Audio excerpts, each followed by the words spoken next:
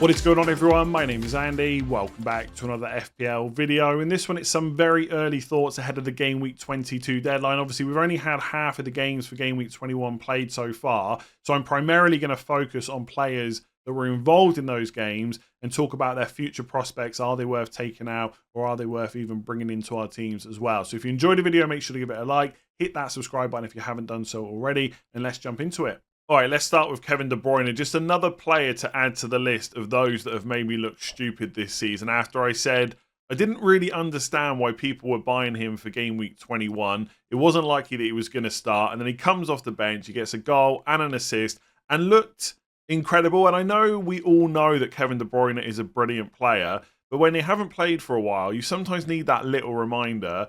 And he is great. And when he does get minutes, he is going to get attacking returns, right? You don't need me to tell you that. I still stand by the fact it's not good FPL strategy to buy players that don't start. I know the last couple of games that De Bruyne hasn't played, he's come off the bench and got returns. That won't continue, right? At some point, you will need him to be in that first 11 at the beginning of the game. If that doesn't happen, I don't think he's someone that's good to buy. Now, whether that's going to happen by the time we get to Burnley at home, we'll have to wait and see what happens in the FA Cup. Does he come off the bench again? What does Pep Guardiola say? What does Kevin De Bruyne say as well? Because there's almost like mixed messaging. Like Pep said he's ready to start before the Newcastle game, and he didn't.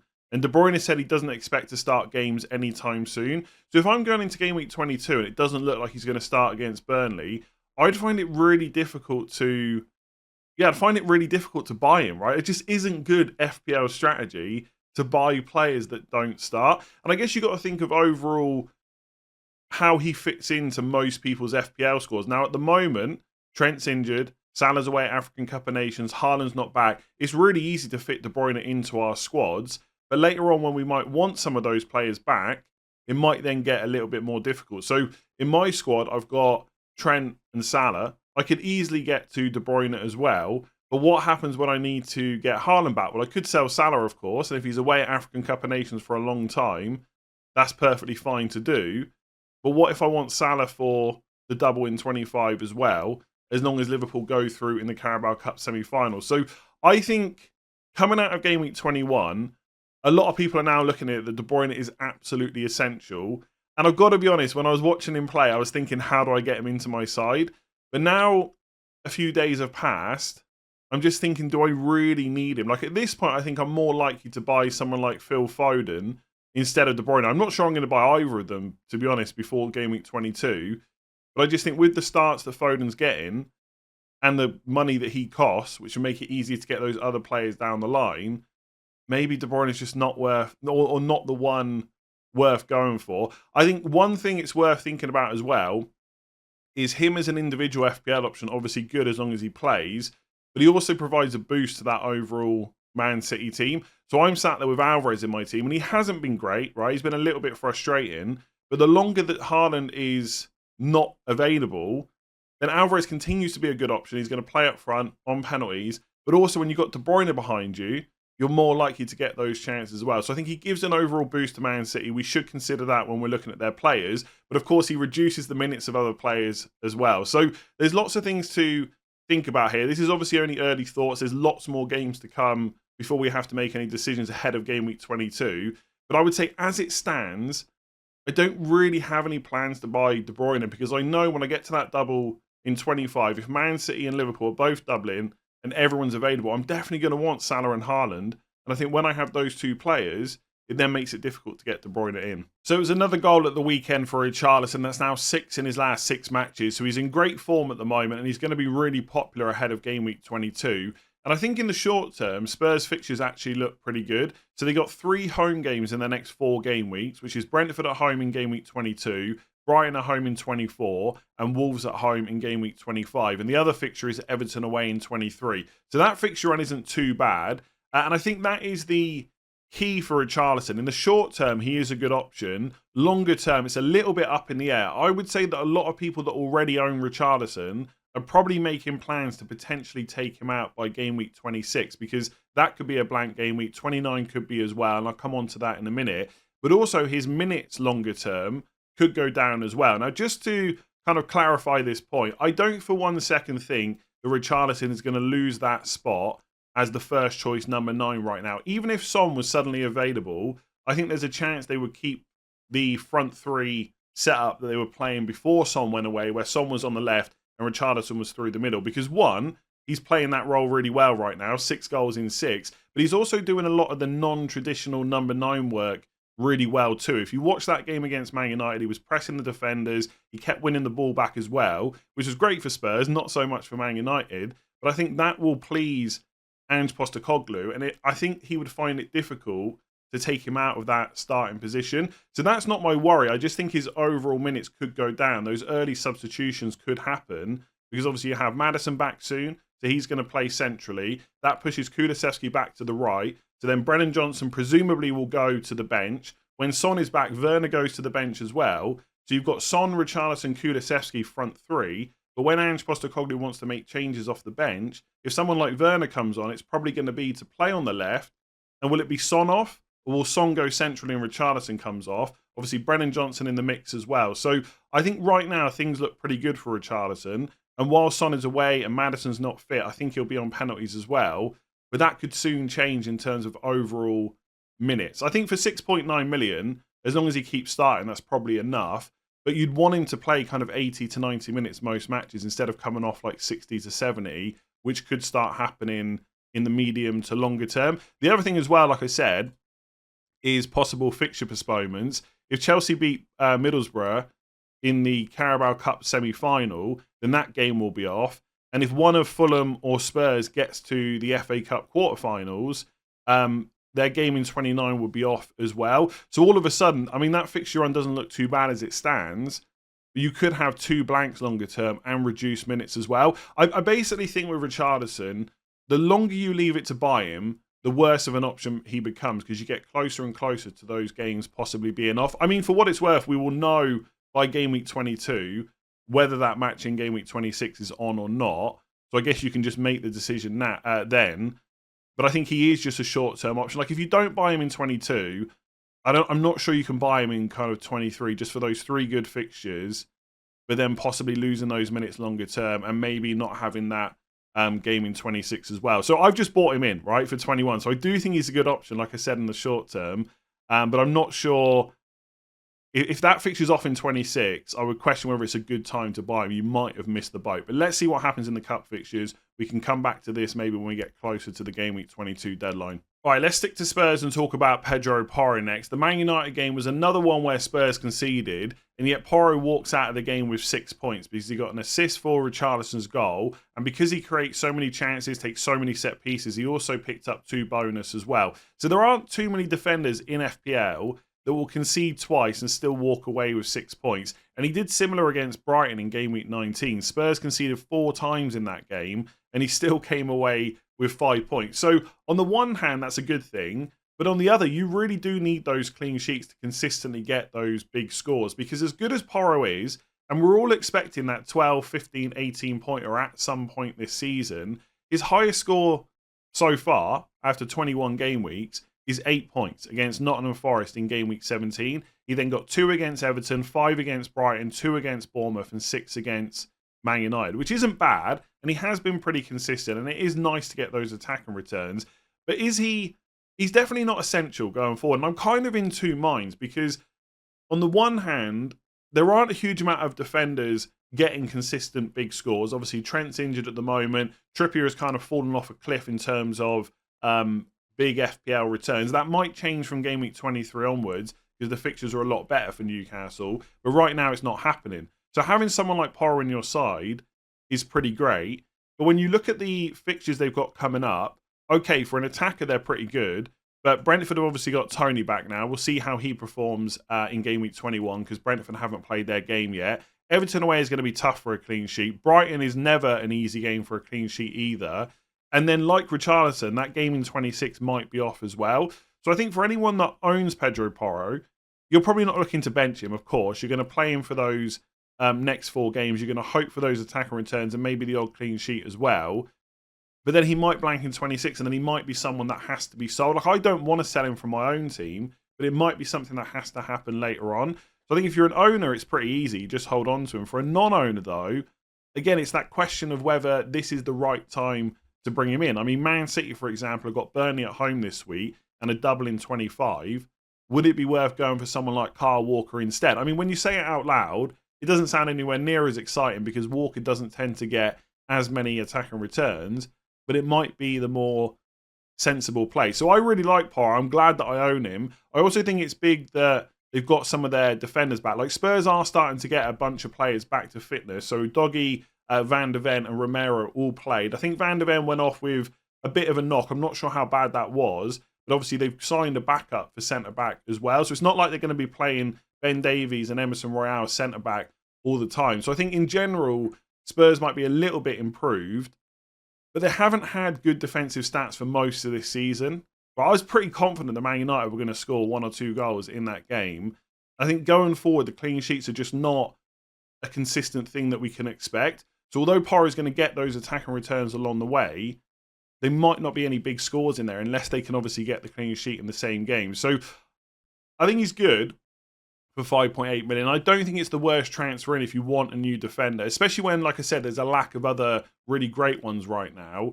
But I'm not sure there's a huge amount of clean sheets coming up. And if they do blank in 26, I would say hold on to him if you've got him, but I'm not sure about bringing him in right now.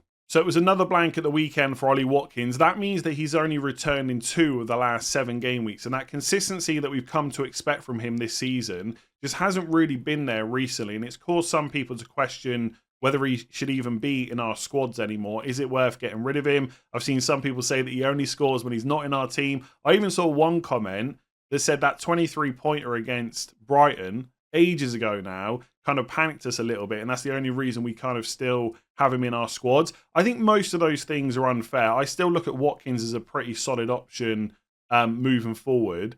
Yes, he hasn't done, or yes, he hasn't got a huge amount of returns recently, but I think if you look at the games that they've had, I mean, the last 5 game weeks are Everton away, Burnley at home, Man United away, Sheffield United at home, and Brentford away.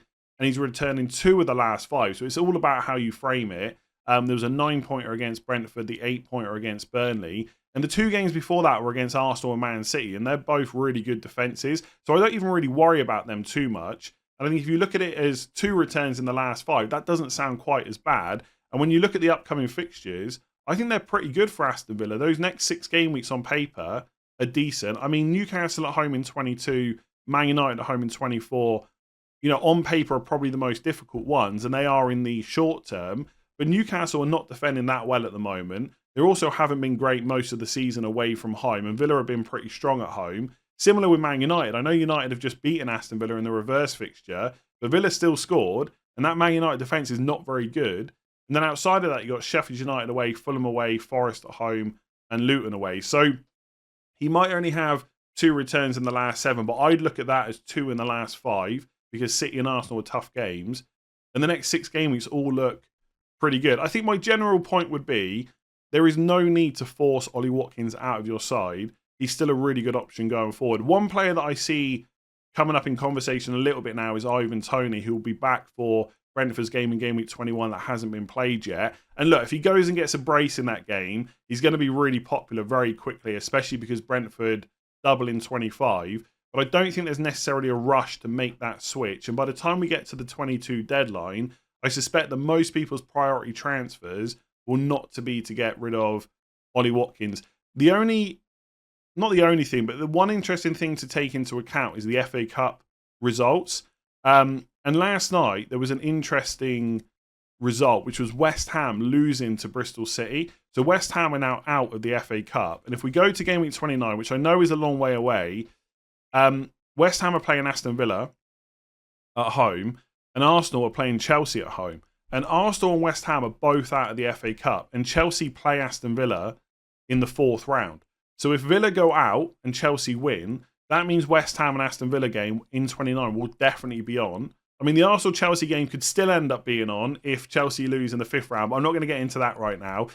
But for the 4th round, if Chelsea beat Villa, then this game, West Ham versus Aston Villa, will remain on. And suddenly in what will be the biggest blank game week of the season, that Ollie Watkins will play. And therefore, he's probably someone worth keeping hold of. Likewise, if Villa beat Chelsea, right, and it's Arsenal versus Chelsea that's on, and West Ham versus Villa could be off, it might mean that later on, you sell Ollie Watkins instead. But I personally would rather have that information before I start making any decisions. For my team, I've got Watkins and Saka. One of those two players is going to play in 29, and that will probably dictate which one of them I sell. And I know we've got to take into account how they're playing, form, and all that stuff that people kind of think about.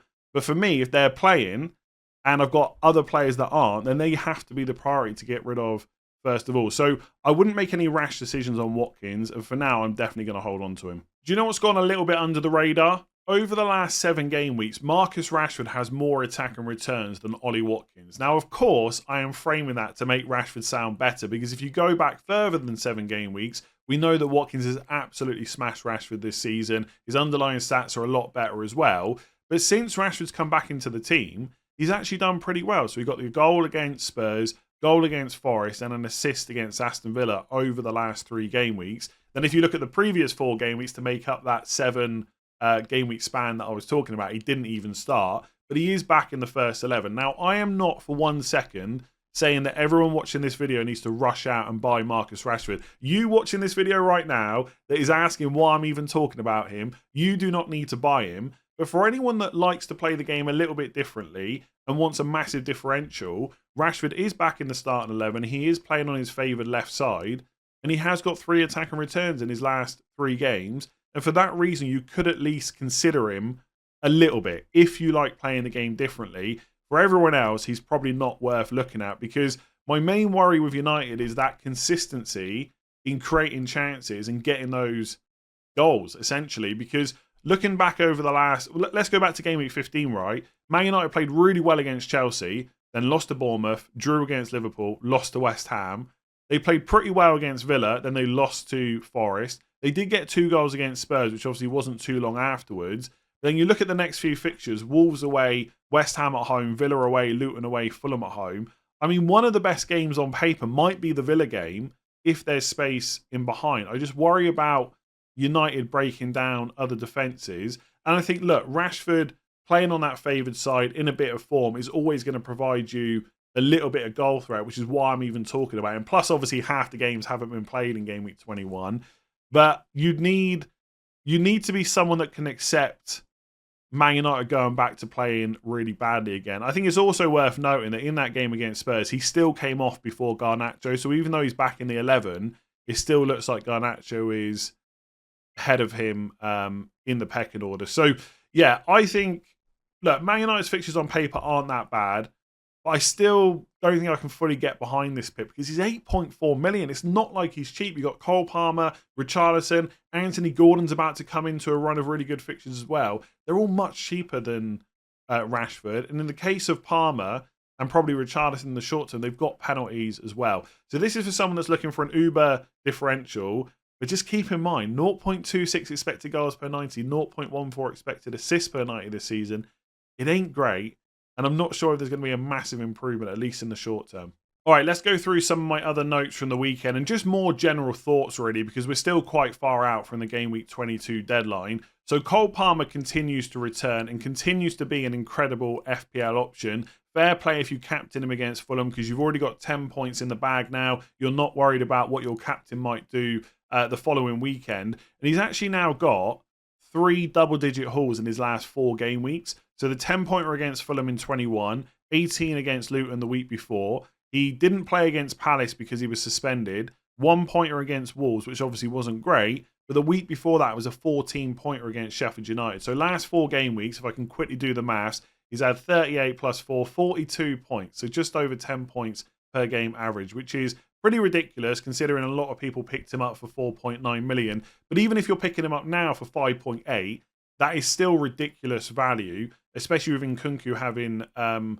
of another injury issue. And Palmer is definitely going to keep penalties. He's put too many away for Chelsea at this point to take him off them. And obviously some of those scores are heavily inflated by penalties, but we know he's got that in his locker. And every season there's always someone that gets a few more penalties than, you know, other players, right? Like Bruno Fernandes, if he'd had as many penalties as Cole Palmer this year, I'm sure we'd be viewing him a little bit differently for FPL. Not quite the same because the price is different, but I don't want to get onto Man United again. In terms of going forward, he's actually got Liverpool and Man City away in the next 4 game weeks. And if Spurs at home is off in 26, that fixture run doesn't look that great. So again, I wouldn't make any rash decisions on transfers this week, because if Palmer's going to blank in 26 and has to play Liverpool and Man City away in the next 5 game weeks, he's probably someone that I wouldn't look to buy. And again, it's a bit like Richarlison. No one that owns Palmer is looking to sell him anytime soon, but it's a different conversation if you're having to bring him in. And looking at what could happen in 26 and 29 in terms of blanks, there are going to be some difficult decisions that have to be made, because I'm looking at Palmer bought for 4.9. There is no way I want to sell him and lose that value, but at some point, someone I don't want to sell is going to have to go. So for now, if you've got him, keep hold of him. If you haven't bought him yet, wait to see what happens in the cup games. Obviously, we're still waiting on Carabao Cup second leg semi-final results to know who's going to blank in game week 26. We've also got the FA Cup 4th round to go as well. There's also been some replays. So I already spoke last night that West Ham went out to Bristol City, and Wolves also beat Brentford as well. And that is interesting, because in game week 29, the game between Burnley and Brentford is definitely on, because both of those teams are out of the FA Cup, and obviously therefore they cannot get to the quarterfinals. So again, that Watkins to Ivan Toney move, if Watkins is going to blank in 29 and Toney's going to play, and Toney also has the double in 25, that switch could be really good. Whether or not you have to do it in game week 22, probably not, but at some point soon that might be something that we look at. I mean, just quickly on Brentford, before obviously they play this weekend, the fixtures aren't fantastic, to be honest. 22 is Spurs away, then it's Man City at home, then it's Wolves away, then it's Liverpool at home. But obviously they do have that double, Liverpool at home, Man City away. Then it's West Ham away in 26, so they're going to play that week, of course. Chelsea at home in 27, but then it's Arsenal away in 28. That is why I'd want to be really sure about doing Watkins to Toney, because the fixtures overall are just not fantastic. But again, that's something that we can come on to a little bit later. Egypt's last 16 knockout game, presuming that they get through the groups, which they probably will, that will be played before the game week 22 deadline, as far as I'm aware. So it's not just the group stages will get out of the way for the international tournament. Some of the knockout games will be played as well. And look, Egypt are still going to be favourites to kind of go quite far in that tournament. But if they did get knocked out before the 22 deadline, I don't think that Salah would necessarily be back for 22, but we know he'd then be back for 23 onwards. And then the conversation around him changes again. So this is why, look, I don't want to get into a conversation about whether or not you should make early transfers and take the risk on the money and whether it's worth it. But this week in particular has got to be a game week where you try and delay any decisions that you're looking to make. I've put here, will Haaland ever be back? Because this injury he's got continues to be a problem where he's not even in the squad yet for Man City. One thing to briefly think about, right? Don't give this too much brain power over the break, is what if Haaland is not back properly for a while?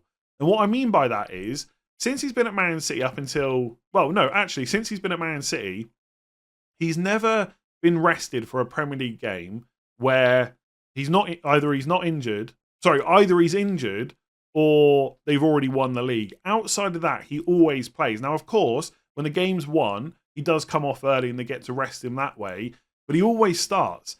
Is he going to be a problem when he does return to that squad? Because of the way this injury has happened, and it's obviously seemingly been a struggle to get back, could it be that he gets subbed off much earlier? Could it be that he doesn't start every single game for Man City?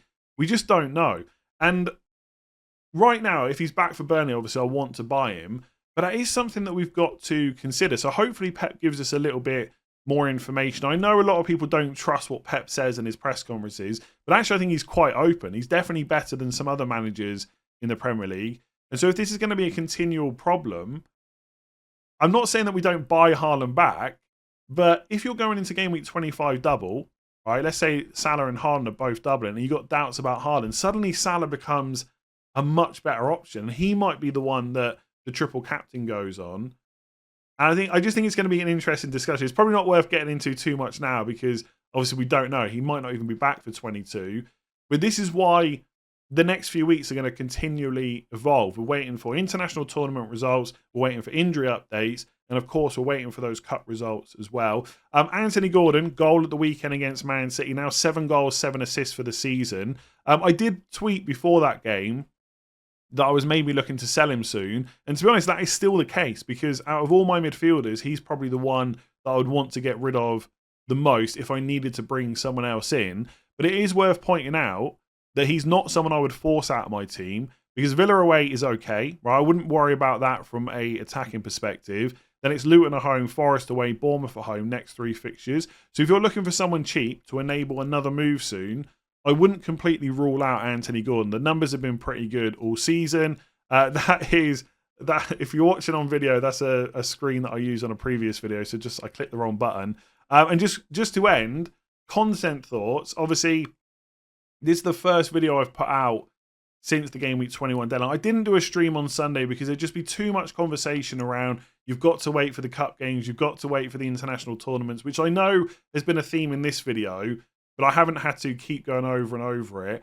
I think the plan is this to be the only video this week, and then on Sunday, once all the games are finished for Game Week 21, or sorry, all of them bar Brighton versus Wolves, I'll probably do the standard knee-jerk stream. Then I might put out another 1 or 2 videos next week, but the problem is the FA Cup games aren't until the following weekend. So the Premier League games are going to get played this weekend, then the FA Cup is the weekend after, and the 22 deadline is on Tuesday. So I guess what I'm trying to say is videos are going to be a bit sporadic over the next couple of weeks, because I don't want to put videos out for the sake of it. I think this one was fine because primarily I'm talking about players who have done well the previous weekend, and that's what I'll do next weekend.